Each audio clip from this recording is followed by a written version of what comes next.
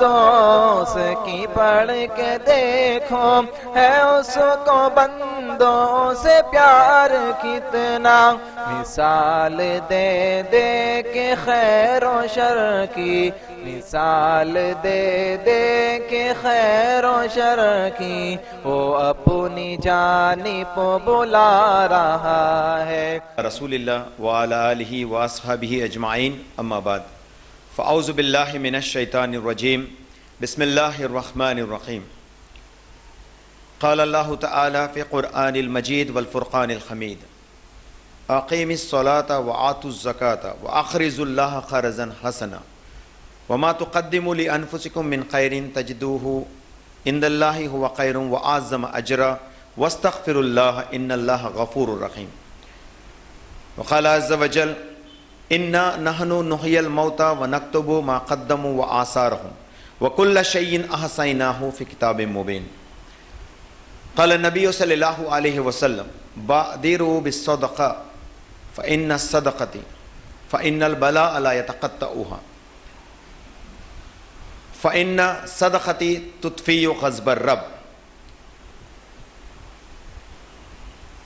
ان خیر الحدیث کلام اللہ واحسن الہدی ہدی محمد صلی اللہ علیہ وسلم وشر الامور محدثاتها وکل محدثۃ بدعہ وکل بدعۃ ضلالہ وکل ضلالۃ فی النار۔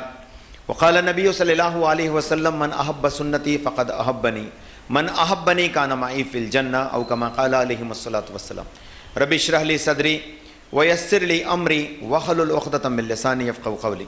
ربی یسر ولا تعسر وتمم بالخیر، ربی زدنی علما سبحانک لا علم لنا الا ما علمتنا انک انت العلیم الحکیم۔ معزز و محترم برادران اسلام اور پردہ نشین خواتین کا آج کے اس نشست کا میں اسلامک طریقے سے استقبال کرتا ہوں۔ السلام علیکم ورحمۃ اللہ وبرکاتہ۔ اللہ تعالیٰ کی سلامتی، رحمت و برکت آپ تمام لوگوں پہ ہوں۔ تمام تعریفیں لائق و زیبا ہو اللہ تعالیٰ کے لیے جس نے ہم سب کو پیدا کیا۔ اللہ وہ ذات ہے جو ہمیں زندگی بخشا ہے اور اس جگہ پہ جمع فرمایا ہے۔ اللہ وہ ذات ہے جو ہمیں موت بھی دیتا ہے۔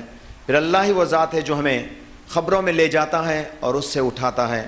پھر اللہ تعالیٰ نے جن جن نعمتوں سے ہمیں اس دنیا میں وابستہ کرایا ان تمام پہ اوپر سوال کرتا ہے۔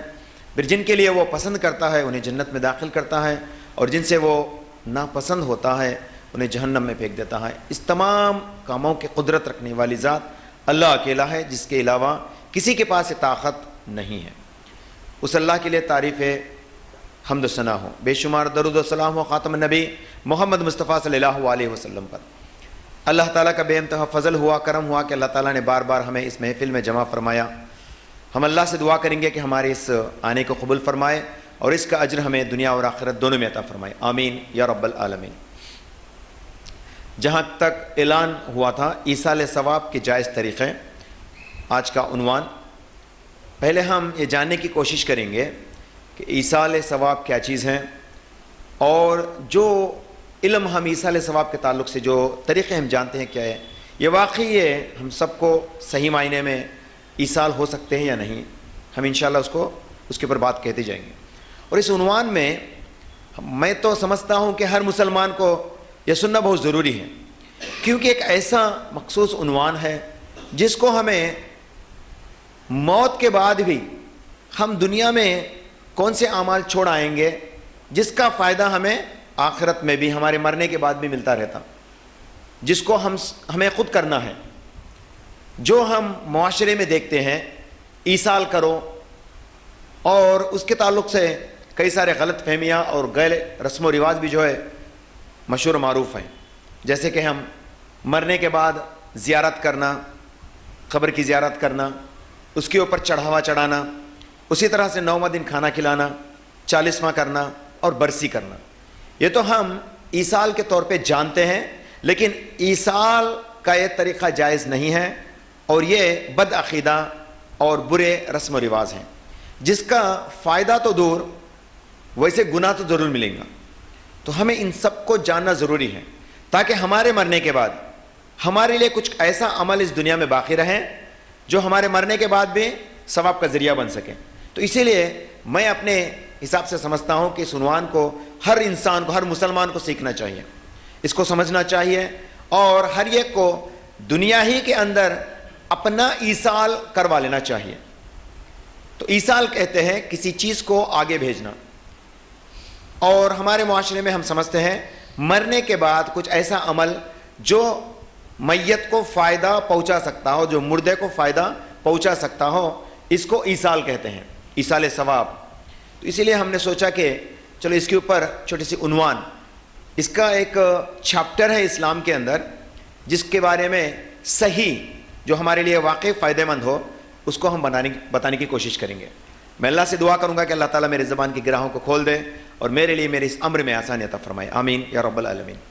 ایصال کا معنی آتا ہے کسی چیز کو آگے بڑھانا کا مطلب ہم اپنے آپ ہمارے اعمال کو آگے بھیجنا, جس کا ذکر قرآن میں آتا ہے. اور میں نے میری اس خطبے کو شروعات کی تھی ایک آیت سے جو سورہ مزمل سورہ نمبر 73 کی آیت نمبر 20 میں اللہ سبحانہ و تعالیٰ فرماتے ہیں اقیموا الصلاۃ وآتوا الزکاۃ واقرضوا اللہ قرضا حسنا وما تقدموا لانفسکم من خیر.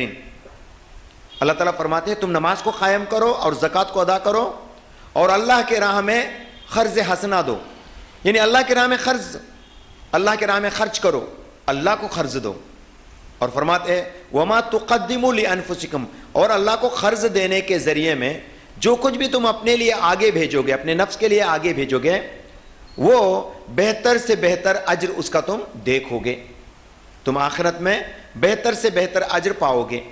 مطلب اللہ تعالیٰ یہاں پہ بتاتے ہیں کہ دنیا ہی کے اندر ہم سب کو ایصال کر لینا چاہیے.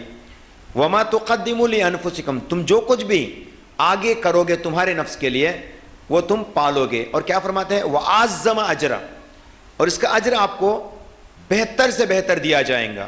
تعجب ہوگا کہ ایسے آیتوں کو سن کر. یہاں پہ ایک بات کا یہ بھی ذکر ہے کہ اللہ کے راہ میں قرض دینا. کیا مطلب ہے اس کا؟ قرض حسنا, اللہ کے راہ میں ہم ایسی چیز کو خرچ کریں جو لوگوں کو دنیا میں فائدہ پہنچائے. ہم اللہ کے راہ میں کچھ ایسا خرچ کریں جس سے فائدہ دنیا کے لوگ اٹھائیں اور ہمارے مرنے کے بعد بھی وہ صدقہ جاریہ بن جائے. تو ایسے چیز کا بدلہ اللہ سبحانہ و تعالیٰ حسن طریقے میں دیں گا اور اس کا اجر بڑی عظمت والی اجر ہمیں ملے گی. یہ یہاں پہ فرماتے ہیں. اور اللہ تعالیٰ فرماتے ہیں سورہ یاسین سورہ نمبر 36 کی آیت نمبر 12 میں, جس کو میں تلاوت کیا تھا, انا نحن نحیی الموتى, اللہ تعالیٰ فرماتے ہیں بے شک ہم ہیں نحن نحیی الموتى, جو تمہیں موت دیں گے, ونکتب ما قدموا وآثارهم, اور ہمیں آپ کو قبر سے یعنی آپ کے حیات سے آپ کو حیات بخشیں گے, موت کی حالت سے آپ کو نحیی الموتى, آپ کے موت والے حالت سے آپ کو زندہ کریں گے. اور فرماتے ہیں وقدموا, تم جو کچھ بھی آگے کرو گے اس کو باقاعدہ لکھ کر رکھیں گے. جو بھی تم آگے بھیجو گے اس کو ہم باقاعدہ لکھ کر رکھتے ہیں تاکہ اس کا حساب ہو. اور اللہ تعالیٰ لکھنے میں ذرہ برابر بھی, اللہ کے بندے جو ہمارے کندھوں کے اوپر کرامن کاتبین بیٹھے ہیں, یہ ذرہ برابر بھی غفلت نہیں برتتے. آپ اگرچہ نیک سوچتے ہیں تو سوچنے کے بدلے میں جو ہے آپ کو نیکی دی جاتی ہے. نیک سوچنا بھی اسلام میں بہت اچھا عمل ہے. نیک سوچنا کرنا بہت دور کی بات, نیک سوچنا بھی اچھا عمل ہے. دیکھو ہم سوچیں گے تو عمل مل رہا ہے, اس نیک عمل کو ہم کریں گے تو کتنا اجر ملنے والا ہے دیکھیے. تو یہاں پہ یہ فرمایا جاتا ہے کہ ہم آپ کے اس عمل کو لکھ بھیجیں گے, کا مطلب دنیا ہی کے اندر جو تم آگے بھیجو گے. اور اللہ تعالیٰ فرماتے ہیں سورہ فجر سورہ نمبر 89 کی آیت نمبر 24 میں یقولو یا لیتنی قدمت لحیاتی, آخرت کے دن ایک نفس اپنے آپ سے پوچھے گی, ایک نفس اپنے آپ سے پوچھے گی ہائے ہائے کاش کہ آج کے دن کے لیے میں کچھ آگے بھیج کے رہتا. دنیا میں رہتے ہوئے آج کے اس دن کے لیے کاش کہ میں کچھ آگے بھیج کر رہتا. مطلب یہ کہ اگرچہ میں اس دنیا میں زندگی ہوتے ہوئے ایصال کر کے رہتا. ایصال کا مطلب آتا ہے پارسل کرنا, اگرچہ ہم انگلش میں جانیں گے تو کسی توشے کو آگے بھیجنا, کسی پارسل کو بھیجنا, اس کو ایصال کہتے ہیں. تو ہم یہاں پہ رہتے ہوئے ایصال کر لینا چاہیے. اور اس کے کئی سارے جائز طریقے ہیں جو قرآن کے اندر بتا دیے گئے, لیکن میں جانتا ہوں کہ اس کو تو لوگ زیادہ غور نہیں کرتے, لیکن جو جائز نہیں ہیں اس کے اوپر بڑے شوق سے جو ہے عمل کرنے کی کوشش کرتے ہیں اور دنیا والے کو بتانے کی کوشش کرتے ہیں، اور اس کا کچھ بھی بدلہ نہیں ہوتا. ان کے ہاتھ سے پیسہ چھوٹ جاتا ہے، پیسہ نکل جاتا ہے، لیکن اس کا فائدہ کسی کو نہیں ہوتا، اور الٹا اس عمل کو کرنے کا جو کہ اسلام کا حصہ نہیں ہے اس کا گناہ ملتا. اسی لیے ہمیں ایصال کے جائز طریقے کو سننا، سمجھنا اور عمل کرنا ضروری ہے. اس لیے ہم نے آج اس عنوان کو چنا. تو قرآن میں اللہ تعالیٰ خود فرماتے ہیں کہ جو کچھ بھی تم آگے بھیجو گے، آگے بھیجنے کون بھیجتا آگے؟ ہم اپنے لیے آگے بھیجتے. یاد رکھیے گا، یہ ہم دنیا میں اپنے لیے آگے بھیجتے ہیں. اور اس کے اوپر اللہ کے نبی محمد مصطفیٰ صلی اللہ علیہ وسلم کے کئی سارے احادیث ہیں. میں جس کا حوالہ دیتے ہوئے چلوں گا. جیسے کہ آپ پڑھیں گے صحیح بخاری کی جلد نمبر 3 حدیث نمبر 2748 میں اللہ کے نبی صلی اللہ علیہ وسلم فرماتے ہیں، وہ صدقہ تمہارے لیے بہتر ہے، خیر والا ہے، جو تم زندگی میں آگے بھیجتے ہو. اور شرط لگاتے ہیں تم حیات میں، ایسی حیات جو آپ کو صحت والی ہوں گی، طاقت والی ہوں گی. حیات تو ویسے بھی بیمار کو بھی حیات رہتی، زندگی رہتی اس کی، لیکن اللہ کے نبی صلی اللہ علیہ وسلم شرط بتاتے ہیں ایسی حیات جس میں تم طاقت والے ہو کے رہتے، ایسی زندگی جو تمہاری طاقت والی رہتی، ایسی حالت میں جو تم صدقہ کرو گے وہ افضل صدقہ ہے. اور یہی نہیں، اس حدیث میں اور بتایا جاتا ہے ایسی حالت میں جو تم صدقہ کرو گے جبکہ تمہیں غربت کا ڈر ہوگا، تم اپنی مال کو جمانے کی کوشش کرتے رہتے. شرط دیکھیے کتنے بتاتے ہیں، تم اپنی مال کو جمانے کی کوشش کرتے رہتے. بخیلگی تمہاری زندگی کا حصہ بن کے رہتا. بخیلگی مطلب ہم گریڈینس میں رہتے ہیں، ارے پیسے خرچہ کر دیے تو ہو جاتے، ایسی تڑپ رہتی اور ڈرتے رہتے کہ غربت آ جاتا، اگرچہ خرچ کریں گے تو غربت آ جاتا. ایسے وقت تم اگرچہ اللہ کے راہ میں قرض حسنہ دو گے، خرچ کرو گے، تو یاد رکھیے یہ تمہارا افضل صدقہ ہے، بولتے ہیں اللہ کے نبی محمد صلی اللہ علیہ وسلم.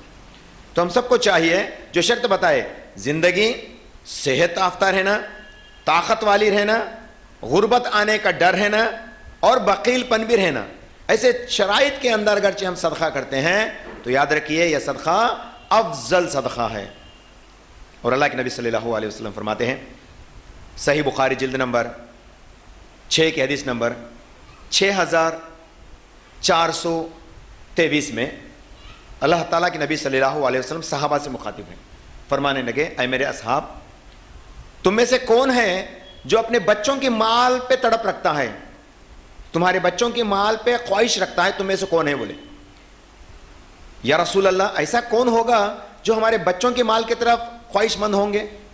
تو اللہ کے نبی صلی اللہ علیہ وسلم فرماتے ہیں جو لوگ اپنے لیے آگے بھیجو گے وہ تمہارا مال ہے، لیکن جو تم چھوڑ آؤ گے وہ تمہارے وارثوں کا ہے، تمہارے بچوں کا ہے. تو تمہارا مال کون سا ہے؟ جو تم زندگی میں آگے بھیجو گے. وہی تو قرآن فرماتی ہے. ایصال قرآن کا حکم ہے، ایصال تم خود اپنا کر لو، ایصال خود بخود کر لو، دوسرے پہ بھروسہ نہ کرو، وہ کرے گا کہ نہیں کرے گا کہ اللہ عالم. بیٹا اگرچہ اچھا بچہ رہیں گا تو آخر میں بولوں گا سب سے نعمت کیا ہے؟ نیک صالح اولاد ہے. اور وہ نیک صالح کیسے بنتے ہیں؟ ہم کو بنانا چاہیے. وہ اپنے آپ میں ابھر کے نہیں آتے، نیک صالح بن کے نہیں آتے، ہم کو گائیڈ کرنا چاہیے. تو آخر میں بولوں گا اس کے بارے میں. تو اللہ کے نبی صلی اللہ علیہ وسلم فرماتے ہیں جو تم آگے کے لیے کرے وہ تمہارا ہے، جس کا اجر تم کو بے حساب ملنے والا ہے. قرآن گواہی دیتی ہے وَعَزَّمَ أَجْرًا أَسْتَغْفِرُ اللَّهِ، اور اللہ تعالیٰ سے مغفرت کی دعا مانگو. ان اللہ غفور الرحیم، بے شک اللہ تعالیٰ غفار ہے، تمہارے گناہوں کا معاف کرنے والا ہے. تو ایصال ہمیں خود کر لینا. ایصال کے یہاں پہ وما تقدموا لانفسکم بھی فرماتے ہیں. پہلا قرض حسنہ فرمائے، دوسرا جو تم آگے بھیجو گے فرمائے، تیسرا کیا فرماتے ہیں؟ مغفرت کی دعا کرو، بولتے یہ بھی ایصال ہے. تم اپنے لیے مغفرت کی دعا مانگو، وہ تمہارا ایصال ہے. تو اس طرح سے قرآن گواہی دیتی ہے اور حکم فرماتی ہے کہ تم زندگی ہی میں ایصال کرو. اور احادیث رسول صلی اللہ علیہ وسلم فرماتے ہیں جو تم آگے بھیجو گے وہی تمہارا ہے. تو اس کے علاوہ اور وہ کون سے جائز طریقے ہیں جو ہمیں قرآن گواہی دیتی ہیں کہ تم ایصال کر سکتے ہو؟ بعض لوگوں کا یہ گمان ہے کہ ایصال مرنے کے بعد بچے جو کرتے ہیں، رشتہ دار جو کرتے ہیں وہ ایصال ہے، نہیں، یہ تو بالکل نہیں. یہ عقیدہ بچوں کا ایصال کرنا یہ بہت سارے جائز طریقوں میں کا ایک طریقہ ہے، اس کے علاوہ تو اور کچھ نہیں. تو آئیے انشاءاللہ اس کو سمجھنے کی کوشش کریں گے. قرآن وضاحت کے ساتھ فرما دیتی ہے سورہ نجم سورہ نمبر 53 کی آیت نمبر 39 میں، وَأَن لَيْسَ لِلْإِنسَانِ إِلَّا مَسْعَى. اللہ تعالیٰ فرماتے ہیں انسان کا تو صرف وہی ہے جس کی وہ جد و جہد کرتا ہے، وہ جو دنیا میں جد و جہد کرتا ہے، جس کو کمانے کی کوشش کرتا ہے، وہی اس کا ہے بولے. اور اس آیت کے ذریعے سے علماء دین جیسے کہ امام شافعی رحمۃ اللہ علیہ، امام شافعی رحمۃ اللہ علیہ کب کے؟ محمد صلی اللہ علیہ وسلم کے بالکل قریب وقت والے امام شافعی رحمۃ اللہ علیہ اس آیت کے ذریعے سے قرآن خوانی جیسے عمل کو رد کرتے ہیں. امام شافعی رحمۃ اللہ علیہ تو تقریباً آج سے 1200 سال پہلے اس بات کو رد کیا گیا، لیکن آج بھی وہ قرآن خوانی سب سے معتبر عقیدہ بن کے بیٹھا ہے لوگوں کا. قرآن خوانی سے فائدہ ہوتا، مرنے والے کو قرآن خوانی سے فائدہ ہوتا، یہ عقیدہ بنا کر بیٹھے. میں اس کے اوپر بھی آخری میں آؤں گا. تو اللہ تعالیٰ قرآن میں فرماتے ہیں جو تم اپنے ہاتھوں سے کماتے ہو وہی تمہارا ہے، اور لوگوں کی امانت کو جو ہے ہمیں حفاظت سے رکھنا چاہیے اور ان کو واپس بھی کرنا چاہیے، نہیں تو ایصال میں ہمارا فرق آنے والا ہے. اب ہم جائز طریقے کے اوپر نظر کریں گے. ایصال کس کے لیے جائز ہو سکتا ہے؟ ایصال کرنے کے باوجود بھی جو خسارے میں آ سکتا ہے وہ کون سا شخص ہے؟ دیکھو ایصال کرتا ہے، بیٹا ایصال کرتا ہے، لیکن وہ ایصال اس کا فائدہ مند نہیں ہے. وہ کون سا بد نصیب ہوگا؟ جس کی دنیا میں قرض رہ گئی ہو، جس کی دنیا میں قرض رہ گیا ہو، دوسروں کا امانت اس کے پاس رہ گیا ہو، اس کے لیے وہ خود کر لے ایصال یا اس کا بیٹا اس کے وارث اس کے لیے ایصال کرے، وہ جائز نہیں ہوتا. اللہ ایک ہے، اس کا جو امانت دوسروں کا بچ گیا ہے اس کو واپس نہیں کیا جاتا. قرآن میں جب آپ پڑھیں گے سورہ نساء سورہ نمبر 4 کی آیت نمبر 58 میں 58 میں اللہ تعالیٰ قرآن میں فرماتے ہیں لوگوں کی امانت واپس دے دیا کرو، لوگوں کی امانت واپس کیا کرو، اگرچہ واپس نہیں کریں گے تو آپ پکڑے جاؤں گے. اور اس کا حدیث کا حوالہ اللہ کے نبی محمد مصطفیٰ صلی اللہ علیہ وسلم فرماتے ہیں، صحیح مسلم جلد نمبر 5 حدیث نمبر 4880 سے 4886 تک جب آپ پڑھیں گے اللہ کے نبی محمد صلی اللہ علیہ وسلم فرماتے ہیں جس کا قرضہ رہے گا اس کی معافی نہیں ہوں گی، اللہ ایک ہے جب تک کہ اس کا قرض کوئی ادا نہ کر دے. اور قرض ادا کرنے کے لیے وارث ہی ہونا ضروری نہیں، کوئی بھی ایمان والا اس ایمان والے کے قرضے کو اس دنیا میں ادا کر دیتا ہے، یا قرضہ لینے والا یا قرضہ دینے والا اس قرض کو معاف کر دیتا ہے. یہ دونوں شکل جائز ہیں، یہ دونوں شکل اس کی گنجائش بنتی ہے، دونوں جائز ہو سکتے ہیں. لیکن اگرچہ دونوں میں کسی ایک کو بھی نہیں ہوا تو یاد رکھیے یہ شہید کے لیے بھی جائز نہیں ہے. اللہ اکبر. شہید کا مقام و مرتبہ اللہ تعالیٰ کے نبی صلی اللہ علیہ وسلم فرماتے ہیں، اور شہید کا مقام اللہ تعالیٰ خود قرآن میں فرماتا ہے سورہ بقرہ سورہ نمبر 2 کی آیت نمبر 155 میں، اسی طرح سے سورہ آل عمران سورہ نمبر 3 کی آیت نمبر 169 اور 170 میں اللہ تعالیٰ دونوں جگہ پہ فرماتے ہیں کس کا شہید کا مرتبہ، کہ اس کو جنت کے میوے کھلایا جائیں گا، وَلَٰكِن لَا تَشْعُرُونَ. اور فرماتے ہیں شہید کا مقام و مرتبہ بہت زیادہ ہے، تم اس کی شعور نہیں رکھ سکتے، you could not feel them، تم اس کو فیل نہیں ہو سکتے، اتنا بڑا مقام ہے شہید کا بولے. لیکن اتنا بڑا مقام ہونے کے باوجود بھی اگرچہ اس شہید کا کچھ قرضہ رہ جاتا ہے تو یاد رکھیے اس کی بھی مغفرت نہیں ہوتی. تو آپ اندازہ لگاؤ قرض کتنی بڑی چیز ہے جو شہید کو بھی جو ہے جنت نہیں دے سکتی، شہید کو بھی جنت نہیں دے سکتی اگرچہ وہ قرضدار ہے. یہاں پہ وہ کسی کا قرض کو چھوڑ دیا ہو، نیت نہیں کرا ہو کہ وہ ادا کریں، ایسی حالت میں شہید کو بھی اللہ تعالیٰ معاف نہیں کریں گے. کیا کتنا بڑا مقام و مرتبہ شہید کا. پھر اللہ کے نبی صلی اللہ علیہ وسلم فرماتے اس کو معافی نہیں ہوگی. تو یہ حدیث میں فرماتے ہیں 4881 سے 4185 تک اللہ کے نبی صلی اللہ علیہ وسلم کے پاس ایک شہید کا جنازہ لایا گیا. نبی کریم صلی اللہ علیہ وسلم سے کہا گیا کہ یا رسول اللہ یہ شہید کا جنازہ ہے. اللہ اکبر. اور وہ شہید کون ہے؟ مشہور و معروف ہستی ابو جابر رضی اللہ تعالیٰ عنہ. ابو جابر عبداللہ ابو جابر. ہمیں جابر بن عبداللہ کا نام تو احادیث میں سن کے رہتے. حضرت جابر رضی اللہ تعالیٰ عنہ کے والد حضرت عبداللہ رضی اللہ تعالیٰ عنہ کے تعلق سے حدیث آتی ہیں. ان کا بھی ایک واقعہ تھا. اللہ کے نبی صلی اللہ علیہ وسلم کے پاس عبداللہ کا جنازہ رضی اللہ تعالیٰ عنہ کا جنازہ لایا گیا. اللہ کے نبی صلی اللہ علیہ وسلم فرماتے ہیں جابر کیا اس کا کوئی خرچہ ہے؟ اس کی ذمہ داری تو کیا لے گا؟ تو جابر رضی اللہ تعالیٰ عنہ فرمانے لگے یا رسول اللہ میرے 6 بہن ہیں ان کا بھی ذمہ میں لیتا ہوں کیونکہ میرے والد نے وصیت کر رکھی ہے اور ان کا قرض جو ہے اس کا بھی ذمہ میں لیتا ہوں. بولے کا مطلب اس کا بھی قرضہ ہوں گا. تو پھر اللہ کے نبی صلی اللہ علیہ وسلم آگے بڑھتے ہیں اور نماز جنازہ پڑھاتے ہیں. اور اللہ کے نبی صلی اللہ علیہ وسلم کا ایک معمور تھا, ایک عادت تھی, جب کبھی بھی کسی کا جنازہ پڑھانے کے لیے جاتے تو سوال کرتے کہ اس میت کا کیا کسی کا قرضہ باقی ہے؟ فرماتے اگرچہ وہ کوئی کہتا کہ ہاں اس کا قرضہ ہے تو آپ صلی اللہ علیہ وسلم مصلی چھوڑ کے باہر جاتے, مصلی چھوڑ کے بازو کا آ جاتے ہیں اور اعلان کرتے ہیں کہ اس شخص کی ادائیگی, اس کی قرض کی ادائیگی کیا تم میں سے کوئی کرنے والا ہے؟ تو صحابہ کرام رضوان اللہ عنہم اجمعین میں سے کوئی آگے آتے فرماتے یا رسول اللہ اس کا کوئی وارث نہیں ہے لیکن اس کا قرضہ ہے تو میں ذمہ داری لیتا ہوں کہ اس کا قرضہ میں چکاؤں گا. فوراً اللہ کے نبی صلی اللہ علیہ وسلم لبیک کہتے ہوئے جو ہے جنازہ پڑھا لیتے. اللہ کے نبی صلی اللہ علیہ وسلم اس احادیث مبارکہ سے جو صحیح مسلم کے 6 احادیث ہیں کیا نشاندہی کرتے ہیں؟ قرض سے بچو, قرض آپ کو جنت سے دور کرے گی.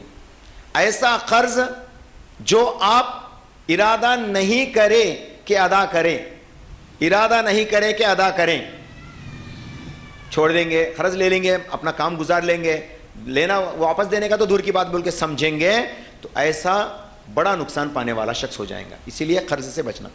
جو ایصال بھی کریں گے تو یہ قرض آپ کے لیے آڑ بن جائے گا. نمبر 1. بعد میں جو ایصال, تو ایصال میں سے بچوں کے لیے جابر رضی اللہ تعالیٰ عنہ کو کیا فرمائے؟ تو اس کا قرض ادا کر, یعنی قرض کا ادا کرنا, ماں باپ کے طرف سے ماں باپ کا قرض کی چکائی کرنا, یہ بھی ایصال ہے, یہ بھی ایصال ہے. اور یہ قرض صرف انسانوں کے تعلق سے نہیں بلکہ اللہ کا بھی قرض ہے. جو لوگ نظر مان کے رہتے, اللہ تعالیٰ سے نظر مانگتے لیکن قرض وہ نظر پورا نہیں کر کے رہتے, مر جاتے, ایسی حالت میں اللہ کے نبی صلی اللہ علیہ وسلم حکم فرماتے ہیں کہ ان کے والدین کے مانگا ہوا نظر کا پورا کرنا بچوں کا حق ہے. بچوں کو چاہیے کہ ان کی نظر کو پوری کریں. اس طرح سے ہیں. میں آگے آؤں گا. پہلے میں دعا کے تعلق سے بتانا چاہوں گا جو کہ بہت اچھی چیز ہے, ایصال کے لیے بہت آسان ہے. اللہ کے نبی صلی اللہ علیہ وسلم فرماتے ہیں تم ایصال کرو, اپنے مرگے سے لوگاں کے واسطے دعا کرو. میں یہاں پہ ایک ورڈ یوز کرنا تھا, مرحومین کے لیے دعا کرو. جو ہم یوز کرتے ہیں نا مرحوم فلاں شخص, یہ مرحوم نہیں کہنا چاہیے. شیخ بن باز رحمۃ اللہ علیہ کا, شیخ صالح العثیمین رحمۃ اللہ علیہ کا فتویٰ ہے کہ ہم کسی کو مرحوم نہیں کہنا چاہیے. کیا مطلب ہے مرحوم کا؟ جس کے اوپر رحم کی گئی ہو, ایسے نہیں, بلکہ ہم لوگ کو کیا کرنا, رحمہ اللہ, اللہ تعالیٰ کی رحمت ہو ان پہ, غفر اللہ لہ, اللہ تعالیٰ ان کو معاف کرے, ایسے الفاظ کو یوز کرنا. یاد رکھیے ہم کسی کے لیے دعا کرنا چاہتے ہیں تو ایمان والوں کے لیے ہم لوگ کیا یوز کرتے ہیں؟ رحمہ اللہ, ان کا نام لینا پھر رحمہ اللہ کہنا, یا ان کا نام لینا غفر اللہ لہ لینا. بعض لوگوں کا یہ کہنا ہے کہ جو لوگ دین کی خدمت میں انتقال ہو گئے, دین کے کام کر کے انتقال ہو گئے, تو صرف ان کے لیے ہم رحمہ اللہ یوز کریں گے. جیسے کہ بڑے بڑے عالم علماء کے تعلق سے ہم جن کا بھی نام لیتے تو رحمہ اللہ کہتے ہیں, لیکن عام آدمی مر گیا تو اس کے لیے رحمہ اللہ نہیں یوز کرتے, کیونکہ یہ عمل زدہ نہیں تھا, وہ عمل زدہ تھے, اللہ والے تھے, تو اس لیے ان کی خدمات تھے, اسی لیے ان کے لیے اس کرتے. لیکن پھر بھی ہم عام انسان کے لیے بھی انشاءاللہ تعالی رحمہ اللہ یوز کر سکتے, مطلب اس کے بدلے میں اللہ تعالیٰ سے رحم کی دعا, رحمت کی دعا کر سکتے, اور غفر اللہ لہ بھی کہہ سکتے انشاءاللہ تعالی.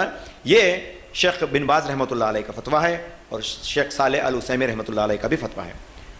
تو یہاں پہ ہم مرحوم بول کے نہیں یوز کرانا, اس لیے بولتے جو مر گئے جو مر گئے ان کے لیے دعا کرو. اللہ کے نبی صلی اللہ علیہ وسلم کسی کو مدفون کرتے, صحابہ سے عرض کرتے, اے میرے اصحاب, آپ اپنے بھائی کے لیے دعا کرو, آپ کے دعا سے اس کے قبر کے اندر ہونے والی سختی جو ہے کم کر دی جائیں گی. بولے آپ اپنے بھائی کے لیے دعا کرو. کیا دعا کرو؟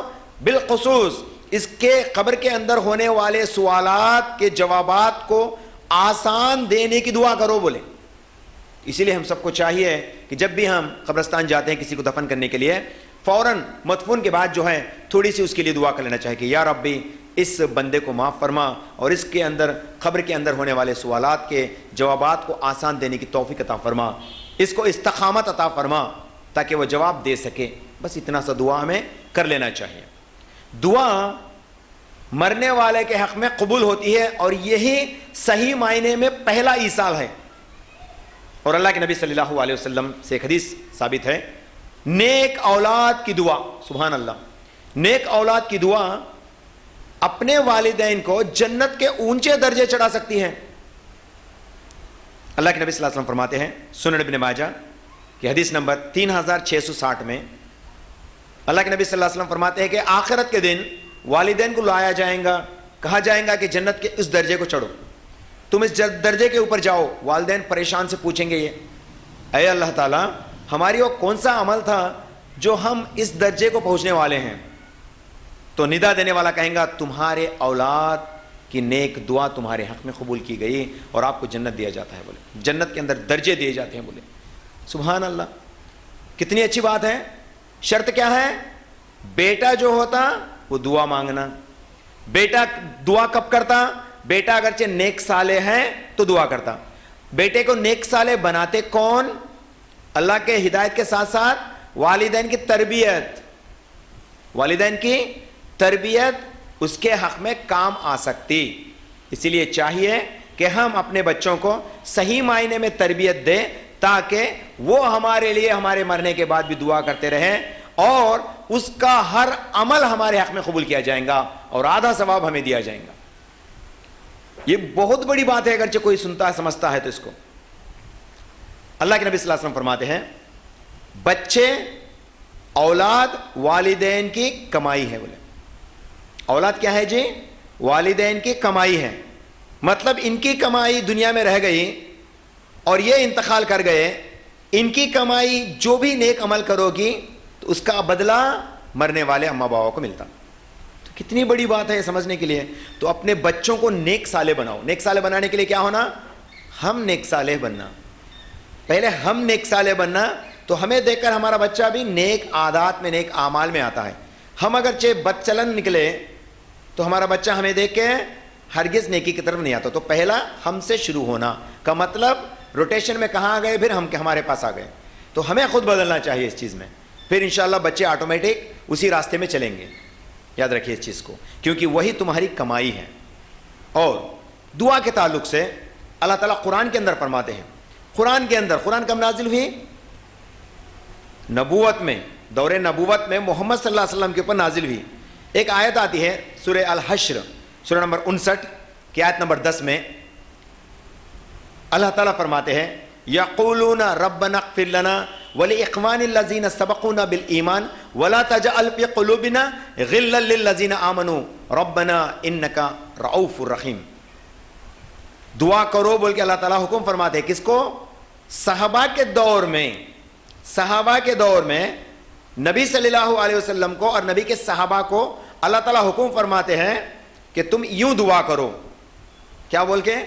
اے اللہ ہمیں معاف فرما اور ان کو بھی معاف فرما جو ہم سے پہلے تیرے دین میں آنے کی سبقت حاصل کریں, اور ان کے لیے جو بھی کینہ ہمارے دلوں میں ہے, جو بھی بغض ہمارے دلوں میں ہے, اس کو پاک فرما اور ہم سب کو معاف فرما, ہم پہ رحم فرما بول کے دعا ہے قرآن کے اندر. اس دعا کے اندر علماء دین فرماتے ہیں, بالخصوص ابن کثیر رحمۃ اللہ علیہ فرماتے ہیں, یہ دعا اور امام احمد بن حنبل, امام شافعی رحمۃ اللہ علیہ بھی اس کے اوپر کنٹیسٹ دیتے ہیں. فرماتے ہیں یہ دعا جو قرآن میں کہا گیا, حالانکہ قرآن کے نازل ہوتے وقت صحابہ موجود تھے, تو صحابہ میں یہاں پہ انصار صحابی تھے, انصار اصحاب تھے. انصار اصحاب کو یہ حکم فرمایا جاتا ہے کہ تم تمہارے لیے دعا کرو اور تم سے پہلے انتقال ہو جانے والے اصحاب کرام کے لیے بھی. مطلب انصار صحابہ میں سے مقام و مرتبے میں کون صحابہ بڑے ہیں؟ مہاجرین. مہاجرین بڑے صحابہ ہیں, بڑے اصحاب ہیں, ان کے مقام و مرتبے میں بہت بڑے مرتبے والے ہیں. تو ان کو فرمایا جاتا ہے کہ تم مہاجرین کے لیے دعا کرو. مطلب ہم ایسے لوگ جو ہم سے پہلے سبقت حاصل کرے دین کے اندر, نیک اعمال کرے, ان کے لیے دعا کرنا قرآن سے ثابت ہے. ہو گئی بات. علماء دین فرماتے ہیں, بالخصوص ابن کثیر رحمۃ اللہ علیہ فرماتے ہیں, اس آیت میں وہ تمام لوگ آ گئے جو انصار اصحاب کرام سے لے کر قیامت تک آنے والے ایمان والے سب داخل ہو گئے اس میں, بولتے ہیں. تو ان کو کہا جاتا ہے کہ تم بھی, تمہارے سے پہلے جو لوگ ایمان لائے اور نیک اعمال کرے ان کے لیے دعا کرو, تمہاری دعا ان کے حق میں قبول کی جائیں گی. قرآن گواہی دیتی ہے. تو اس لیے میرے بھائیوں, آپ سب کو چاہیے کہ قرآن کی ان باتوں کو غور سے سنیں اور اس کے اوپر عمل کریں, تاکہ ہم ان تمام امت مسلمہ کے لیے دعا کریں جو ہم سے پہلے انتقال کر گئے. دعا میں ہم کیا کرتے ہیں؟ اللہم اغفر لی ولوالدی وللمؤمنین یوم یقوم الحساب. قرآن سکھاتی ہے. سورہ ابراہیم سورہ نمبر 14 کی آیت نمبر 41 میں قرآن فرماتی ہے, ربنا مغفر لنا, اے اللہ تو مجھے معاف فرما اور میرے والدین کو معاف فرما اور تمام مسلمین کو معاف فرما جب تو قیامت کے دن لوگوں کا حساب کتاب لینے والا ہے. اللہ اکبر, کیا پیار سے سکھاتی ہے. دیکھو قرآن, ہم جو ہے کہ قرآن کو نہیں سمجھے, قرآن سکھاتی ہے کہ تم اپنے لیے, اپنے والدین کے لیے اور اپنے تمام مومن مسلمان مرد اور عورت کے لیے بھی دعا کرو, جو تمہارے لیے کتنا فائدہ مند ہوگا. اور جو جس کے لیے دوسرے کے لیے دعا کرتا ہے اس کے غیر حاضری میں اس کے لیے فرشتے آ کے دعا کرنا شروع کرتے ہیں. سبحان اللہ. یہ کہیں بھی آپ کو چھوڑا نہیں گیا, آپ کا ہر عمل ایصال ہے, یاد رکھیے گا. ہر نیک عمل آپ کا آپ کے لیے ایصال ہے. ایصال بولے تو مرنے کے بعد وارث کریں گے یہ نہیں, بلکہ ہر نیک عمل جو تم کرتے ہو زندگی کے اندر وہ تمہارے لیے ایصال ہے انشاءاللہ تعالی. اور دعا کے تعلق سے اتنی بڑی وضاحت جو ہے قرآن کے اندر, احادیث کے اندر فرمائی دیتی ہے. اور بالخصوص وہ مشہور و معروف حدیث ہم جانتے ہیں اور آپ بھی جانتے ہیں. اللہ کے نبی صلی اللہ علیہ وسلم فرماتے ہیں, جب ایک انسان مر جاتا ہے اس کے تمام اعمال ختم ہو جاتے ہیں, لیکن 3 اعمال باقی رہتے ہیں. ایک آن گوئنگ چیریٹی, جس کو ہم بولتے ہیں صدقہ جاریہ, اور اسی طرح سے بینیفیشیل نالج, جو فائدہ مند علم ہو, اور تیسرا رائچیس سن, نیک صالح اولاد. یہ 3 تمہارے لیے صدقہ جاریہ ہیں. پہلا والا کیا ہے؟ پہلا والا کیا فرمائے؟ جو تم اللہ کے راہ میں صدقہ کرتے, جو تم اللہ کے راہ میں صدقہ کرتے, صدقہ جاریہ, جس سے دوسرے فائدہ اٹھاتے, چاہے وہ انسان ہو, چاہے انسان میں مسلمان ہو, غیر مسلمان ہو, مرد ہو, عورت ہو, بوڑھے ہو, بچے ہو, سب جو انسان فائدہ اٹھاتے وہ تمہارا صدقہ جاریہ, تمہارے بعد اس کا ثواب تمہیں ملتے رہتا. لیکن شرط کیا چاہیے؟ حلال کمائی سے اٹھا کے رہنا. وہ حرام کا تو بدلہ ملتا ہی نہیں. حرام کمائی سے جو بھی کرو گے اس کا پورا نقصان ہی نقصان ہے. اور حرام کمائی کرتے کرتے آگے سمجھو جیسے صدقہ جاریہ ہے وہ گناہ جاریہ ہے. ایک باپ سود کا کاروبار کرتا ہے اور بیٹے کو وراثت میں دے کے گیا, یہ سود کا کاروبار تو کنٹینیو کر بول کے, وہ بیٹا اس کے پوترے کو دیا, پھر وہ اس کے اولاد کو دیا. تو کیا ہے جی؟ افسوس کہ ایسے کئی سارے مسلمان آج بھی ہیں جو سود کی کاروبار پہ اپنی زندگی گزارتے ہیں. یہ نہیں جانتے کہ یہ ان کا گناہ جاریہ ہونے والا ہے, یہ نہیں جانتے. سود بہت بڑی ہمارے اوپر خیر ہے, یاد رکھیے گا. جو لوگ سود کا کاروبار کرتے ہیں وہ بہت بڑی قہر سے ہیں, عذاب سے مبتلا ہیں, یاد رکھیے. یہ سود کا کاروبار کرنا, اگرچہ وارث میں ان کا وارث وہ کام کرتے چلے گا. اب باپ کو کرا تو بیٹا اس کو برا سمجھتا, ہرگز نہیں سمجھتا. بیٹا اس کو اس کی وراثت سمجھ کے آگے لے کے چل جاتا. تب کیا ہوتا؟ گناہ جاریہ. سمجھ رہے ہیں نا آپ اس بات کو؟ یا کوئی ایک ایسا عمل کرا جو اسلام کا حصہ نہیں ہے, اسلام میں حرام ہے, سمجھ بیٹھا کہ اچھا ہے, پرواہ نہیں, ہم لوگ کما سکتے, کھا سکتے ہیں, پھر اگرچہ اس کا اولاد اس کو کنٹینیو کرے تو یہ گناہ جاریہ ہے, اس کے لیے گناہ ہی گناہ ہے, ڈبل ٹرپل ملتے جاتا. لیکن آپ ایک ایسا نیک عمل کرو گے جو آپ کے بچوں کے لیے فائدہ ہو اور آپ کے لیے بھی فائدہ ہو, اس کو بولتے ہیں صدقہ جاریہ. اور اس کے اندر کیا کیا آتے ہیں؟ کسی نے مسجد کے ایک مصلے کو خریدا، مسجد بنائی، یا پھر اس کا ایک مصلے کا حصہ خریدا اللہ کے راہ میں، اس کا پیسہ ادا کر دیا، تو وہ مصلہ اس کے حق میں صدقہ جاریہ بن جاتا ہے. تو یہ صدقہ جاریہ. یا کسی نے ایک باولی کھدوائی، ایک پمپ لگوایا جس سے انسان فائدے مند ہو، یہ صدقہ جاریہ ہے. جتنا اس کے بعد یہ چلتے رہے گا یہ سلسلہ، وہ صدقہ جاریہ ہے. اور اسی طرح سے کسی بچے کی کفالت لے لیے، کسی بچے کی کفالت لے لیے، مطلب مدرسے کے اندر بچے پڑھ رہے ہیں اور اس بچے کی پوری علم کے لیے جو بھی خرچہ ہوتا، تقریباً 7 سال کا اسٹیمیشن لگاتے ہیں ایٹ این ایوریج، 7 سال کا، مہینے کو اتنا، سال میں اتنا خرچہ، 7 سال اگرچہ وہ لے لیا، پھر اگرچہ وہ بچہ پڑھ لکھ کے آگے چلے گیا تو وہ جتنا بھی اس دنیا میں دین کا کام کرے گا اس کا پورا فائدہ کا پورا آپ کو بھی ملے گا، لیکن اس کے فائدے میں سے کچھ بھی کمی نہیں کی جائے گی. حدیث ہے. کتنی پیارے انداز میں اللہ تعالیٰ کے نبی صلی اللہ علیہ وسلم فرماتے ہیں صدقہ جاریہ کس کو کہتے ہیں. یہ سب ہم سب کو کہنا چاہیے. اور صدقہ جاریہ میں ایک پیڑ لگانا بھی جائز ہے، ایک ایسا پودا جو لوگ اس سے فائدہ اٹھا سکیں. ایک پیڑ بڑا ہو گیا جو پھل دیتا ہے، جو پھول دیتا ہے، جس سے لوگ فائدہ اٹھاتے ہیں، اور چرند پرند اس کے اوپر گھونسلہ لگا کے بیٹھتے ہیں اور چرند پرند اس پیڑ سے کھاتے ہیں. واللہ یہ سب کے سب صدقہ جاریہ ہے، یاد رکھیے. اور بالخصوص تو اللہ تعالیٰ کے نبی صلی اللہ علیہ وسلم یہ نصیحت کرتے ہیں کہ تم جانوروں کے ساتھ صلہ رحمی سے پیش آؤ. سبحان اللہ. اسلام کو اگرچہ صحیح معنی میں سمجھیں گے ہمیں کانفیڈنس آئیں گے اور دوسروں کو آسان سے سمجھائیں گے اس بات کو. اللہ کے نبی صلی اللہ علیہ وسلم فرماتے ہیں، صحیح بخاری جلد نمبر 7 کی حدیث نمبر 6012 میں اللہ کے نبی صلی اللہ علیہ وسلم فرماتے ہیں، کسی کی جنگل میں سے کوئی انسان یا کوئی چرندہ، کوئی پرند کھا لیتا ہے تو اس کا وہ جتنا بھی کھایا ہوا مال ہے وہ صدقہ جاریہ ہے. بولے پرندے آ کے پانی پی کے چلے جا رہے ہیں، پمپ لگائے، پرندے آ کے پانی پی کے چلے جا رہے ہیں. یہ آج نئی بات نہیں ہے. ہم لوگ دیکھتے ہیں نا ابھی سوشل میڈیا اچھے اچھے فوٹوز کو جو ہے پوسٹ کرتے رہتے لوگ. چڑیا آ کے پانی پیے جیسا ایک فوٹو پوسٹ کر دیں، کتا آ کے پانی پیے جیسا فوٹو پوسٹ کر دیں. ہم لوگ کیا محسوس ہوتا ہے، ارے ارے دیکھو چڑیا کتنا پانی پیتے. یہ چڑیا آج سوشل میڈیا ہے نا بول کے فوٹو کاٹ رہا بول کے نہیں پی رہی.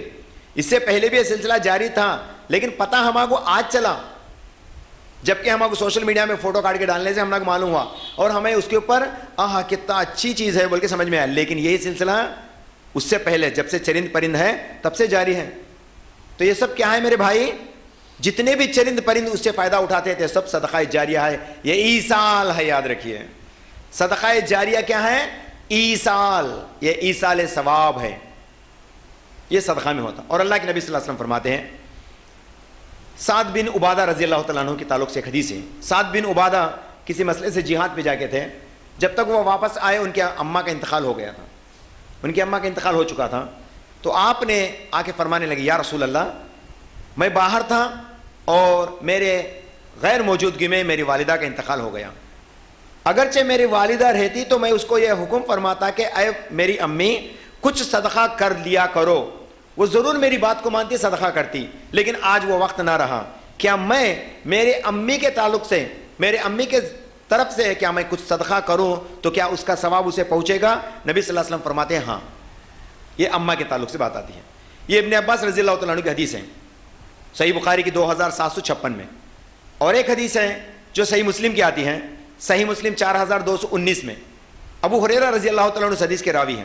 فرماتے ہیں ایک مرتبہ اللہ کے نبی صلی اللہ علیہ وسلم کے پاس ایک عورت آئی، فرمانے لگی، یا رسول اللہ، میرے والد کا انتقال ہو گیا میرے غیر موجودگی میں، تو کیا میں میرے والد کے طرف سے اگرچہ صدقہ کروں تو کیا وہ ان کو پہنچے گا؟ فرماتے ہیں رسول اکرم صلی اللہ علیہ وسلم، ہاں تم اس کی طرف سے صدقہ کیا کرو. تو دیکھیے صدقہ کرنا، مال کو اللہ کے راہ میں خرچ کرنا، کیا نیت کرتے ہوئے کہ اے اللہ اس کا ثواب میرے والدین کو پہنچا بول کے کرنا. انشاءاللہ تعالیٰ آپ کے لیے، آپ کے والدین کے لیے ایصال ہوتا ہے. یہ جائز طریقہ ہے. ایصال میں صدقہ کرنا ایک جائز طریقہ ہے جو نبی کریم صلی اللہ علیہ وسلم سے ثابت ہے. اور اللہ کے نبی صلی اللہ علیہ وسلم فرماتے ہیں، صحیح بخاری کی حدیث نمبر 3251 3252 میں 3251-52 میں اللہ کے نبی صلی اللہ علیہ وسلم فرماتے ہیں، ایک شخص آئے، فرمانے لگے، یا رسول اللہ، ایک حدیث سعد بن عبادہ کے تعلق سے آتی ہے، انہوں نے بھی یہ کہا کہ میری امی نے نظر مانگی. یہاں پہ دیکھیں نظر کے شرائط دیکھیں. میری امی نے نظر مانگی. نظر بولتے عربی میں نظر کو بولتے ہیں منت مانگنا، ہمارے فارسی لینگویج میں ہم کہیں گے تو منت مانگنا. منتیں تو بہت مشہور و معروف ہمارے یہاں پہ، فلاں ولی سے منت مانگی، فلاں پیر سے منت مانگی وغیرہ وغیرہ. یہ منت کی بات نہیں ہے، منت تو ہے لیکن اللہ سے نظر مانگنا ہے. قرآن میں 5 جگہ نظر کے تعلق سے آتی ہے، بالخصوص سورہ بقرہ سورہ نمبر 2 کی آیت نمبر 270 سے 271 272 تک نظر کے آیتوں میں یہاں پہ آپ کو ملے گا کہ اللہ سے جو نظر مانگتے ہیں تو اللہ تعالیٰ اس کے اوپر پکڑے گا. نظر مانگ کر اگرچہ ادا نہیں کریں گے، اس کو ہمیں نہیں کریں گے تو اس کی گناہ ہوتی، اس کا آپ کو کفارہ ادا کرنا پڑتا، ورنہ تو یہ نظر معاف نہیں ہوتی. اسی لیے اللہ کے نبی صلی اللہ علیہ وسلم ان احادیث میں صحیح بخاری کی حدیث نمبر 3252 میں فرماتے ہیں تمہارے امی ابا طرف سے کچھ نظر ہے تو اس کو ادا کیا کرو. کسی نے نظر مانگی کہ وہ حج کرے گی، کسی عورت نے یا کسی مرد نے نظر مانگی کہ وہ حج کرے گی. ایک عورت آگے فرمانے لگی یا رسول اللہ میری امی نے نظر مانگی تھی کہ وہ حج کرے گی لیکن وہ کرنے سے پہلے انتقال ہو گئی، کیا میں اس کے طرف سے حج کر سکتی ہوں؟ تو اللہ کے نبی صلی اللہ علیہ وسلم فرماتے ہیں ہاں، اس کا اگرچہ قرضہ رہتا تو کیا تو ادا نہیں کر سکتے؟ تو ادا کرتے نہیں کرتی کا مطلب یہ بھی اللہ کا قرضہ ہے، اس کو بھی تو ادا کر. بولے حج کرنا اس وقت مکہ مدینہ کا ہے نا سفر، لوگ وہاں سے حج ایسے ہی کر لیتے تھے، لیکن آج کے دور میں حج کرنا بولے تو انڈیا سے حج کرنا بولے تو آج کیا ہو، سبسڈی گبسڈی اٹھا کے پھینکنے کے بعد کیا بچا؟ 4.5 لاکھ روپے ہو رہے ہیں خرچہ. تو یہ 4.5 لاکھ روپے کسی نے حج کی منت کری، اس کے پاس پیسہ تھو تو کرتا نا جی انہیں حج کا منت کری لیکن کر نہیں سکا، اس کا پیسہ رہ گیا تو اس کے پیسے سے اس کا وارث جو ہے حج کر سکتا یا کوئی مسلمان بھی حج کر سکتا، لیکن شرط ہونا کہ حج بدل کرنے کے لیے پہلا اس شخص کے اوپر حج فرض ہے تو اس کا فرض حج ادا کر کے رہنا، یا پھر عمرہ کر رہا ہے تو اس کا نفل عمرہ ہو کے رہنا. ایسے شخص کو آپ حج کے لیے بھیج سکتے ہیں آپ کے طرف سے، زندگی میں ہو یا بڑھاپے میں ہو. زندگی میں حج کرنے کے لیے پیسے جمائے لیکن کیا آ گئی؟ بیماری چھا گئی، ایسی بیماری جو آپ کو پلنگ سے اٹھنے بھی نہیں دیتی، تو ایسی حالت میں آپ کو حج آپ کے اوپر فرض ہے تو اس حج کو آپ کسی دوسرے مسلمان بھائی جس کا آلریڈی حج ہو چکا ہے اس کو آپ سلیکٹ کر کے جو ہے حج کے لیے بھیج سکتے ہیں.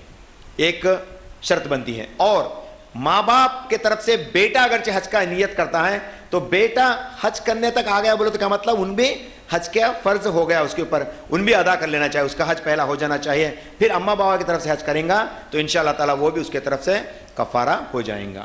تو اتنے شرائط بتاتے ہیں، مطلب حج اور عمرہ اماں بابا کی طرف سے کر سکتے. اور یہ صدقہ ہے، یہ دیکھیے یہ ایصال ہے، یاد رکھیے یہ ایصال ہے.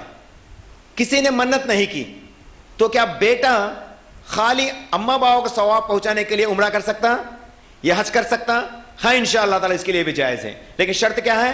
پہلا اس کا حج ہو جا کے رہنا یا پہلا اس کا عمرہ ہو جا کے رہنا، اس کے طرف سے اس کا عبادت کا حق ادا ہو جا کے رہنا. پھر اگرچہ وہ اماں بابا کی طرف سے حج کرنا چاہتا ہے، عمرہ کرنا چاہتا ہے تو اہلاً و سہلاً، موسٹ ویلکم، وہ کر سکتا ہے، یہ جائز طریقہ ہے. کتنا خرچہ ہوتا ہے عمرہ میں آج؟ 1 لاکھ روپے. حیدرآباد سے آپ فلائٹ پکڑیں گے تو 1 لاکھ روپے کا خرچہ نکلتا ہے. 40واں کریں گے، برسی کریں گے تو بڑے بڑے لوگ 40واں برسیاں کرتے تھے، کتنا خرچہ آتا؟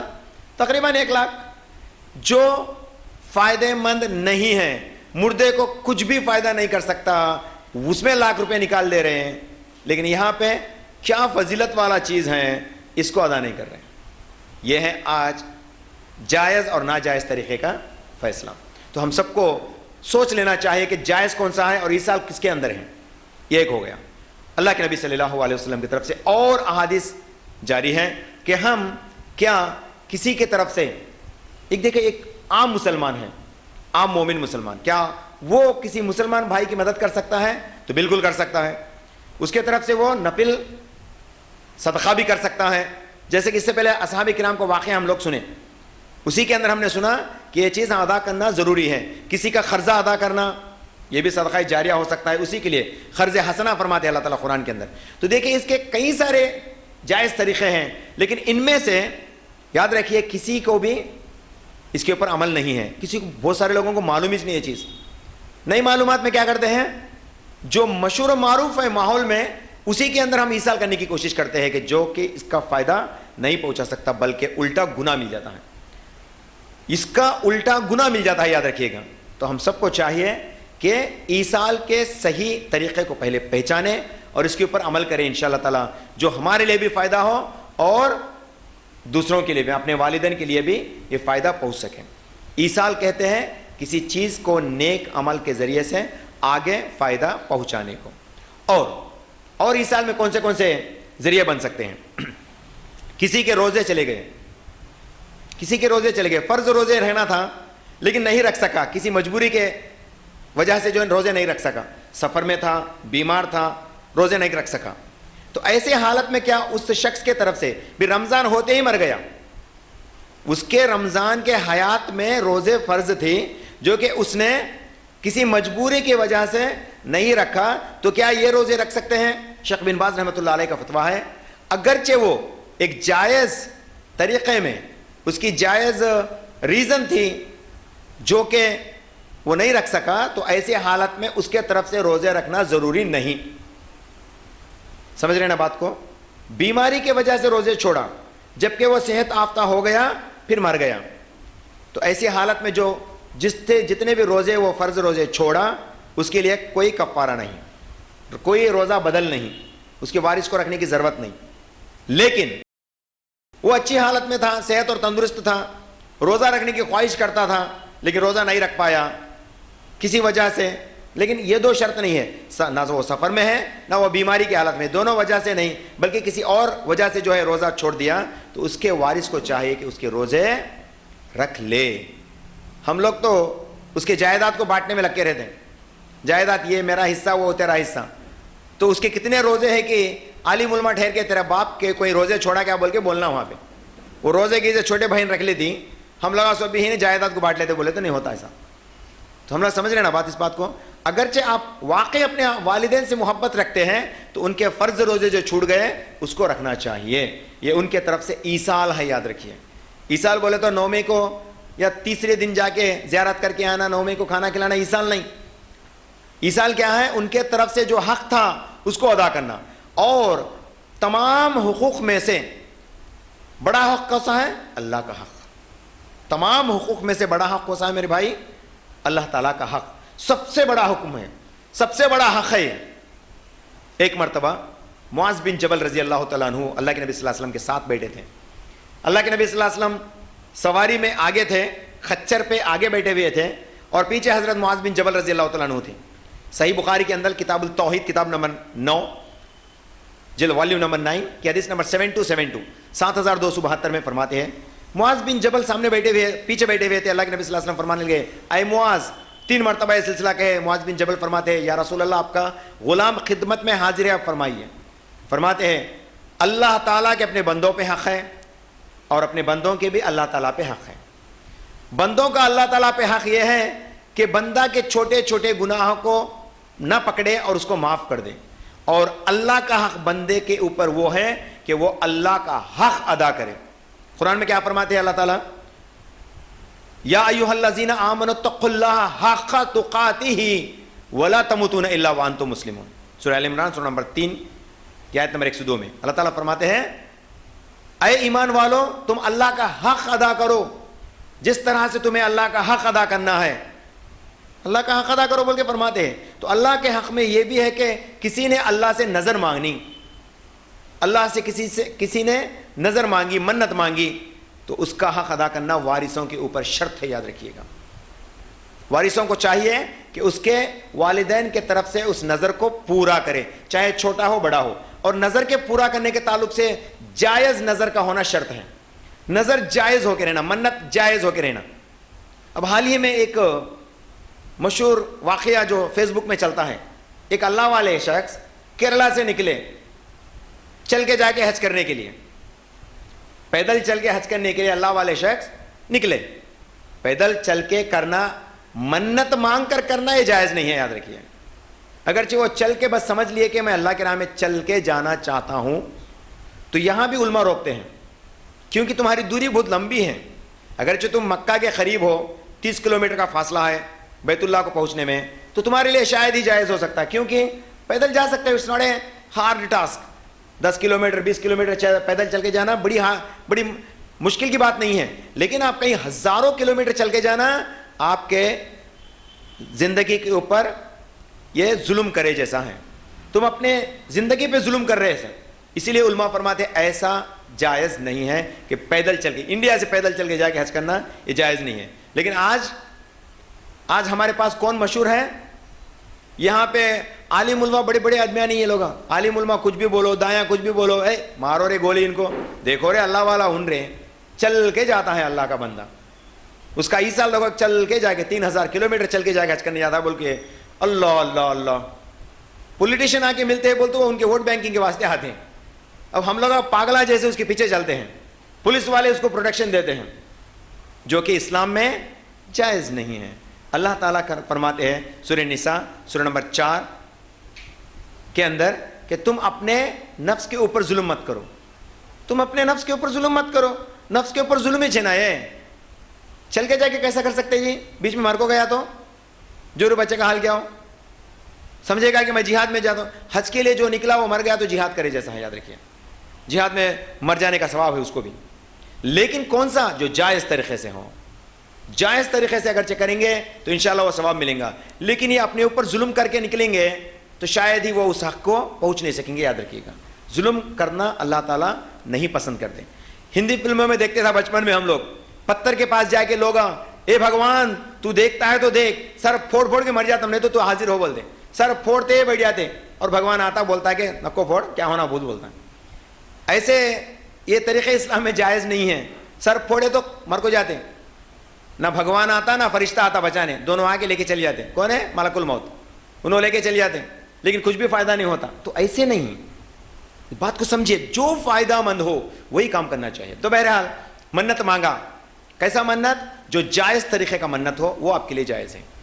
اللہ کے نبی صلی اللہ علیہ وسلم کے زمانے میں بھی جو ہے کسی نے منت مانگی کہ میں پیدل آ کے حج کروں گا، لیکن وہ چل نہیں سکتا تھا، تو اوپر جو ہاتھا پہ اس کے دونوں بچے جو ہیں ہاتھا پہ گھسیٹ کر مدینہ سے لے جانے لگے. اللہ کے نبی صلی اللہ علیہ وسلم دیکھے اس ماجرے کو، فرمانے لگے کئی کرے اس کو ایسا لے جاتے ہیں، بول کے پوچھے کہ اس نے منت مانگ رکھی کہ پیدل آؤں گا، دھت توڑو منت کو، لے جاؤ اس کو سواری چڑھا کے. بولے نبی صلی اللہ علیہ وسلم روکے اس چیز کو. میں اور آپ اور انہوں روکنے میں کوئی حرج نہیں. روکو ایسے لوگوں کو جو جذبات میں آ کر جو ہے ہم لوگ چل کے جاتا میں دوڑ کے جاتا ہم بولتے ہیں.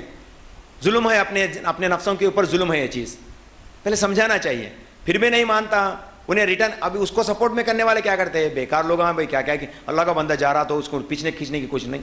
جاؤ اپنے حساب سے چلو. زبردستی کسی کے اوپر نہیں. دین میں زبردستی نہیں ہے، پیار سے سمجھاؤ، نہیں سمجھاؤ تو لیٹ اٹ دی، چلو چھوڑو اس کو. تو یہ جو چیز ہمارے لیے فائدہ مند ہو انشاءاللہ تعالیٰ وہ ہمارے لیے دنیا اور آخرت دونوں میں فائدہ مند ہوتا ہے. یاد رکھیے.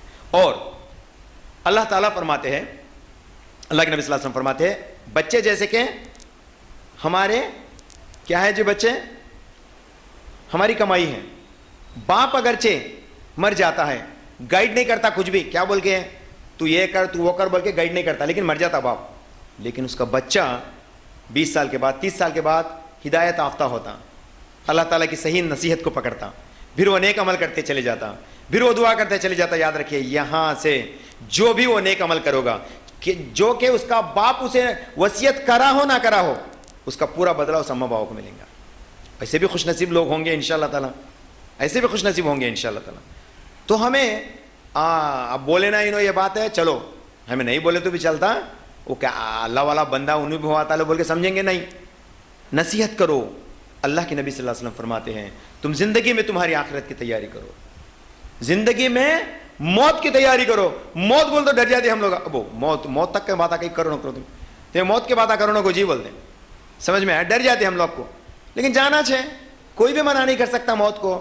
لیکن موت کی زندگی کے موت بولے تو ڈرے تو اس کی تیاری کیا کرتے ہیں؟ موت کی تیاری بول تو کفن بھی صبح لگا کے رکھ لینا، یہ نہیں. موت کی تیاری کا مطلب موت کے بعد کی زندگی کی تیاری کرنا سب سے ہوشیار آدمی کا عمل ہے. بولے سلسلہ احادیث صحیح جلد نمبر 3 حدیث نمبر 1734 میں اللہ کے نبی صلی اللہ علیہ وسلم فرماتے ہیں تم میں سے ہوشیار شخص وہ ہے جو اپنی موت کی تیاری کرے، کا مطلب اپنا ایصال کرے. اللہ اکبر، اپنا ایصال کرے، وہ ہوشیار آدمی ہے. بولے کریں گے نا انشاءاللہ تعالیٰ، اپنا ایصال کر لیں گے نا، یا بچوں کے اوپر چھوڑ کے جائیں گے، یہ وصیت کر کے جائیں گے. ابھی نہیں ہوا تھوڑے اور باتیں سنو.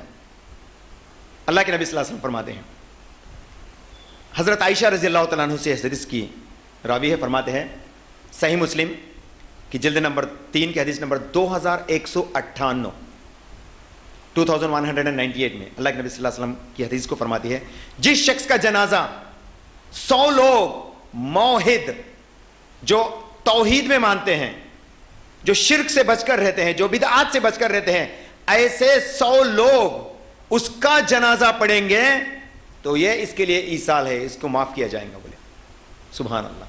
تو ہم لوگ پہلے لکھ کے رہنا 100 لوگ کون کیے, تو کیا کچھ بھی نہیں, گھٹ 100 جنے اہل حدیث والے کو پکڑو. اہل حدیث والے تو شرک سے بہت بچ کے رہتے ہیں ماشاء اللہ. وہ میری بات نہیں, کون جھنڈا کنڈا والا بھی بولتا وہ شرک میں کمپرومائز نہیں ہوتا رہے بول کے, حنفی مسلک والے بھی بولتے شرک میں کمپرومائز نہیں ہوتا اہل حدیث والے بول کے. تو 100 اہل حدیثوں کو پکڑو. اب اہل حدیثوں کو بولے تو پھر وہ بھی ایک مسئلہ ہوتا شاید, خالی ان کو چن کے لگتے تھے. نہیں, اللہ والے غیر اہل حدیث جماعت میں بھی رہتے ہیں, اہل حدیث جنت میں جاتے بول کے وہ بھی ایک گمراہی ہے ہماری. اب ہم لوگ ہاتھا اوپر آگے بولتا ہمیں اوپر جا کے بیٹھتے بول کے, ہاتھا اوپر آئے تو اوپر نہیں جاتے, یہ بھی گمراہی ہے ہماری. یاد رکھیے, کوئی کہتا ہے ڈکار کے کہتا ہے وہ صحیح نہیں ہے, یہ صحیح نہیں ہے, ہم ہی صحیح نہیں ہے, شاید اس کے عقیدے کو ایک بار ان جھانک لینا پڑتا. یہاں بیٹھ کے انہیں عقیدہ دے رہا. اب میں دوسروں کی بات نہیں کر رہا ہوں, عالم علماء کی بات کر رہا ہوں. اللہ اکبر. کیا بولتے ہیں معلوم آج کل فتوے میں, انہوں صحیح نہیں, کون یہ ڈاکٹر ذاکر نائک بھی صحیح نہیں ہے بولے. اب وہ اللہ والے انہوں کے نزدیک میں وہ صحیح کون ہے کہ مجھے بھی شک ہے. اب ڈاکٹر ذاکر نائک بھی صحیح نہیں ہے کیونکہ وہ پورے لوگوں کو دنیا بھر اسلام سکھاتا ہے نا, اس لیے صحیح نہیں ہے شاید ان کی نظر میں. اور یاسر قادی بھی جو ہے صحیح نہیں ہے, فلانا عالم بھی صحیح نہیں ہے, فلانا علماء انہوں مانے صحیح ہیں, انہوں اکیلے صحیح ہے. پاپے یہ کیسی ہوگی بات, کڑپا والے امام کی بات ہوگی نا جی, تو میرا بیعت کر میں لے کے جاتا ہوں بولتا ہے نہیں انہیں, تو انہوں بھی وہی بول رہے ہیں نا, تم میرے پیچھے ہو میں لے کے جاتا ہوں بول کے. اب کیا فرق لگا گیا دونوں میں, کچھ بھی فرق نہیں. میں رانگ بول دیا میں ایک بات یہاں پہ, 100 اہل حدیث والوں کو چنو بول کے, نہ 100 اہل حدیث والوں کو چنو بولتے جماعت میں جا کے نامہ لکھ کے, ارے بھائی ضرور آؤ ضرور آؤ ضرور آؤ بول کے, نہیں تو وصیت کریں گے فلاں کو ضرور بلا جنازے میں آؤ بول کے, 100 جنے مل لے تو ہم کو مغفرت کرتے کہتے اللہ بول کے. ہم لوگ یہ تیاری کرنے میں یہ سمجھو اصلی مار لیتے ہیں ہمیں. تو یہ یاد رکھیے گا, اللہ والے کا جذبہ الگ رہتا, شرک سے بچنا. جو شرک سے بچ رہتا, ایسے اگرچہ 100 لوگ کسی کا جنازہ پڑھیں گے تو انشاءاللہ تعالیٰ ان کی دعا کے ذریعے سے اللہ سبحانہ وتعالیٰ اس نیک موحد بندے کو معاف کرنے والا ہے. اور حضرت ابو ہریرہ رضی اللہ تعالیٰ عنہ سے حدیث روایت ہے.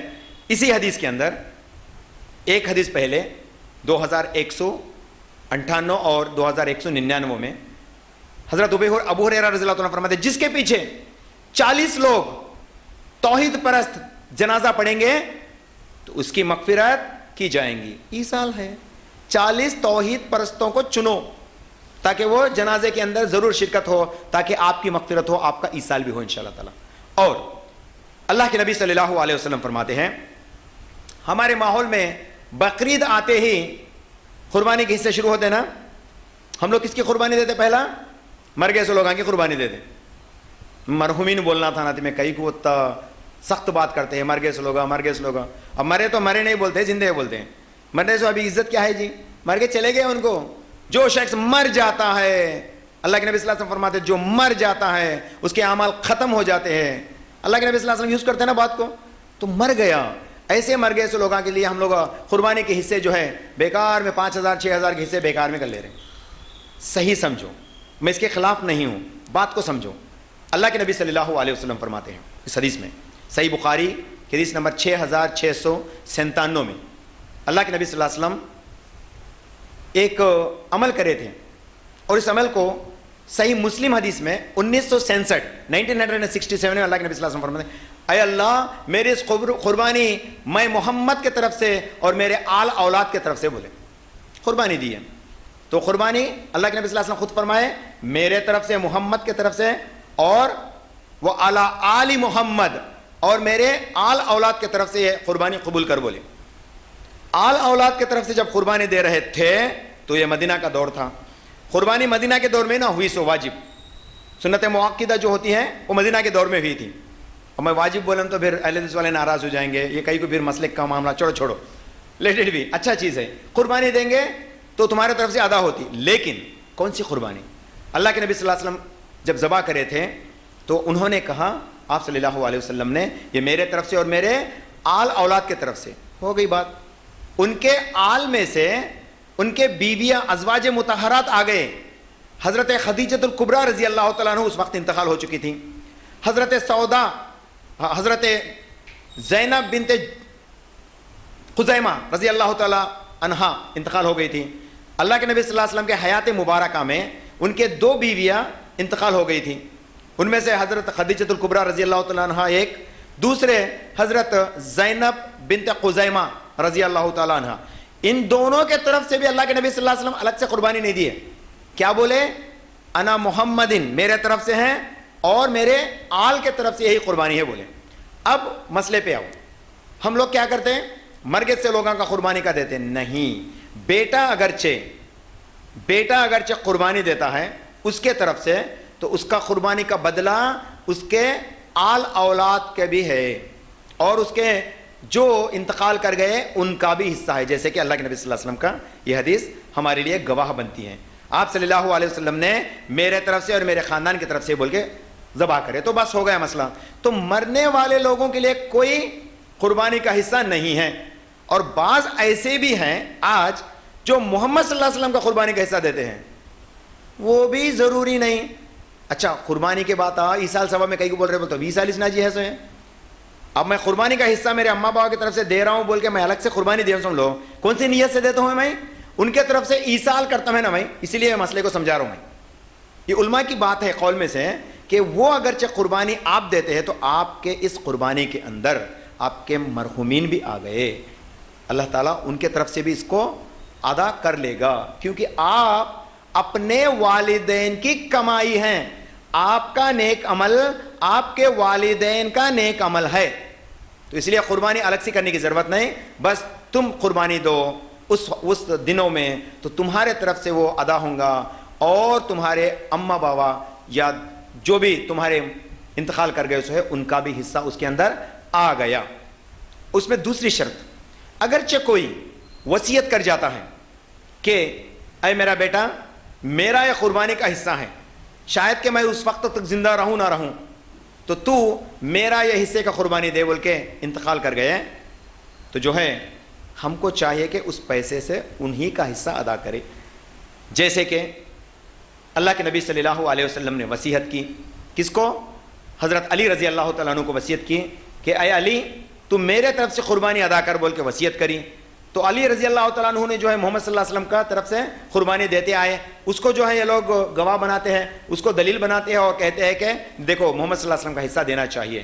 اگرچہ علی رضی اللہ تعالیٰ عنہ دیے اور یہ سب کے لیے سب کے طرف سے جائز ہے, تو ابو بکر خالی چپ بیٹھتے ہیں, ابو بکر صدیق رضی اللہ تعالیٰ عنہ خاموش بیٹھتے ہیں, حضرت عمر فاروق رضی اللہ تعالیٰ عنہ خاموش بیٹھتے ہیں, حضرت عثمان جو کہ انہوں بھی جماعی تھے, حضرت عثمان رضی اللہ تعالیٰ عنہ وہ بھی جماعی تھے اللہ کے نبی صلی اللہ علیہ وسلم کے, کیا انہوں خاموش بیٹھتے ہیں؟ لیکن یہ وصیت کس کے لیے کہہ رہے؟ صرف علی رضی اللہ تعالیٰ عنہ کے لیے وصیت تھی, تو ان کے لیے وصیت تھی, یہ دوسروں کے لیے نہیں. یہ ہم بیکار میں جو ہے پیسے ضائع کرتے. اس کے نسبت میں یہ قربانی کی نسبت میں آسان کیا ہے, کسی جگہ پہ پمپ لگاؤ جہاں پہ ضرورت ہو. اب لوگ آتے ہیں آج پمپ لگانے کے لیے, مسجد میں 4 کونے کو پمپ لگاتا ہوں بول کے آتے ہیں, کیا ضرورت ہے جی؟ چاروں کونے میں پمپ لگاتا ہوں. کئی کو بولے تو بیان میں فلاں شخص بولے پمپ لگانے سے ثواب ہے, اس کا پانی پے تو ثواب ہے, تو ضرور لگانا استی میں بولتے ہیں. اب ایسا پرمیشن دیا سمجھو گول پمپ آ رہے تھے, 6-7 ہزار کی تو بات ہے, ہر ایک بھی پمپ لگاتے چلے جاتا. جہاں پہ ضرورت ہو, چاہے وہ غیر مسلمان کا علاقہ ہی کیوں نہ ہو, جہاں پہ پانی کے لیے لوگ ترستے ہو, ایسی جگہ پہ آپ اگرچہ یہ کام کریں گے تو انشاءاللہ تعالیٰ آپ کی طرف سے یہ صدقہ جاریہ ہوتا ہے. کئی سارے سوال بنتے ہیں اس پہ, تو اس کو ہم صحیح معنی میں سمجھیں گے تو انشاءاللہ تعالیٰ یہ ہمارے طرف سے ایصال بنتا ہے. ایصال کا معنی پہلے سمجھو, جو فائدے مند ایصال ہو وہ خود آپ آج ہی سے عمل کرو. آج سے ہر لوگ اس کے اوپر ٹھان لو کہ انشاءاللہ آج سے ہم اپنی ایصال شروع کریں گے.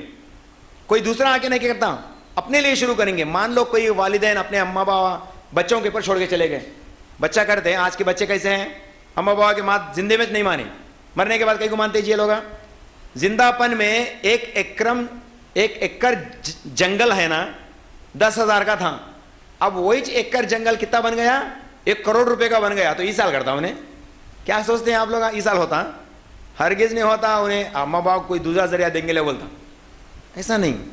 आप दूसरों के ऊपर भरोसा ना करो, ईसाल खुद कर लो, अपना ईसाल खुद कर लो।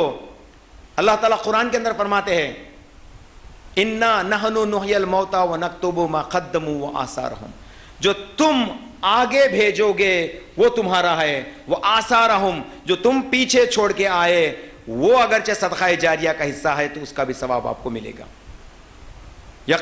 यक़ूलुल इंसान या लैतनी क़द्दमतु ली हयाती, ऐसा ना होना हम लोग जो वहां जाके ये याद कर बैठे कि काश के आज के दिन मैं कुछ आगे भेज के रहता, ऐसा कहना ना पड़े। बस इतना सा ख्याल करते हुए आप ईसाल के जायज़ तरीके को समझें और आप भी ईसाल इंशाअल्लाह ताला शुरू करें। मैं भी ईसाल कर रहा हूं, जीएस वाले ईसाल कर रहे हैं, दावत का काम कर रहे हैं ना भाई, ये ईसाल है। ये दावत का काम करना ईसाल सवाब है, और इस दावत के काम में जो भी खर्चा निकलता उसको भी शेयर कर लेना, ये ईसाल है। ईसाल के कई सारे तरीके याद रखिएगा, इस सबसे इंशाअल्लाह ताला आप फायदा उठाना चाहते हैं तो जो है जरूर इसका हिस्सा बनो। कम से कम इनको माली तो दो, इसके अलावा भी आप सपोर्ट दो। जो दावत का काम करता है उसके पीछे खड़े रहो, ताकि उसको हिम्मत से आगे बढ़ाने के लिए, उसको हिम्मत से काम अंजाम देने के लिए उसका सपोर्ट बनो इंशाअल्लाह ताला। ये भी ईसाल है आपका, याद रखिएगा, क्योंकि इससे भी वो लोग फायदा उठाते हैं।